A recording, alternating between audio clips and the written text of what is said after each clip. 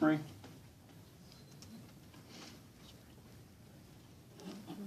Thank you, Mr. Chairman and members of the committee. I want to address 3 arguments or comments that I keep hearing related to gambling.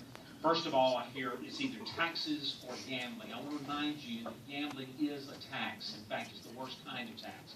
It's a tax on the poor. It preys upon those who are least able to afford it, so it's regressive in nature. It also is based on deception. The government tries to make people believe they're going to be big winners when in reality they know most of the lottery tickets are going to end up in the trash can or they're going to be lost on the gambling floor. It also takes away from the purchases of other goods and services throughout the state. So long-term gambling, when it comes to a state, always causes a decrease in the revenues and other sources. The second issue I want to address is the comment, let the people vote. And I want to remind you that they did vote. We live in a representative republic.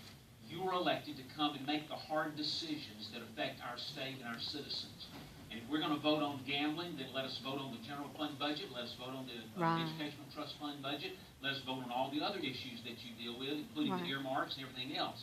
And we can address those issues as a full democracy. Then we won't need a legislature, and that'll save us money. So I don't think anybody wants to do that, none of us, and I don't truly favor that. The third issue is, well, I don't gamble, so if somebody else wants to, I'm a libertarian, I want to let them gamble. That's the argument I hear from libertarians. But I want to remind you, you pay even if you don't play. Earl Grinnells of Baylor University and David Mustard of the University of Georgia did a study several years ago that found that when a casino comes to town, within a county, the crime rates increased dramatically. They were up by 136%. Robberies, aggravated assault went up 91%, and auto theft went up 78%.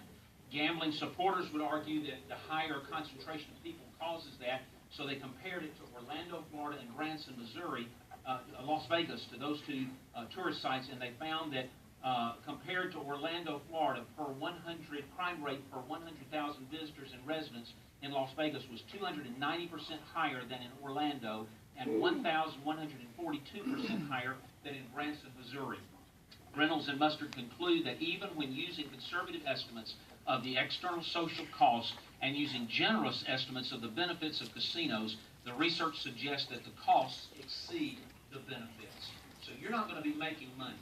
The promises that always come with gambling, you're going to have all these revenues coming in, it never pans out. All you have to do is look at the Birmingham race course, and you will see they promised that the Birmingham City Schools would never want for money again.